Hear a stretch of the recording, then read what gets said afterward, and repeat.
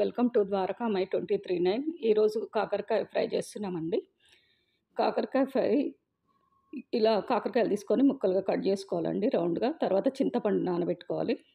చింతపండు నానబెట్టేసుకొని కాకరకాయ ముక్కల్లోకి చింతపండు గుజ్జులాగా చేసుకొని ఆ చింతపండుతో పాటు వేసేసి బాగా బాయిల్ చేసుకోవాలండి. మొత్తము వాటర్ మొత్తము ఇంకేదాకా.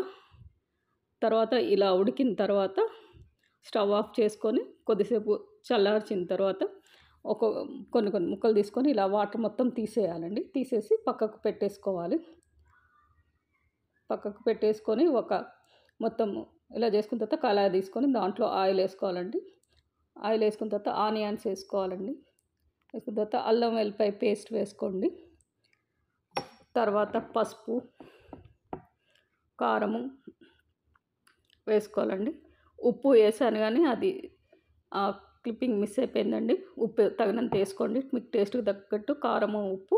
తర్వాత కలిపిన తర్వాత కాకరకాయ ముక్కలు వాటర్ మొత్తం తీసేసాం కదా, అవన్నీ దీంట్లో వేసుకొని బాగా ఫ్రై చేసుకోవాలండి. నా దగ్గర కరివేపాకు లేదండి, మీ దగ్గర కరివేపాకు ఉంటే కరివేపాకు వేసుకోండి. తర్వాత బాగా వాటర్ మొత్తం ఇంకేసి ఆయిల్ బయటికి వచ్చేసి బాగా ఫ్రై అయ్యేదాకా బాగా ఫ్రై చేసుకోండి. ఇది ఎక్కువ చేదు ఉండదండి. అన్నీ ఉప్పు, కారము, పులుపు అన్నీ బాగా సరిగ్గా ఉంటే చాలా టేస్ట్గా ఉంటుందండి. మా మదర్ బాగా చేసేది, మేము ఇష్టంగా తినేదండి కాకరకాయని. షుగర్ పేషెంట్లకు హెల్త్కి ఎంతో మంచిదండి కాకరకాయ. అందరికీ హెల్త్కి మంచిదండి. మీకు నచ్చినట్లయితే like and share and subscribe.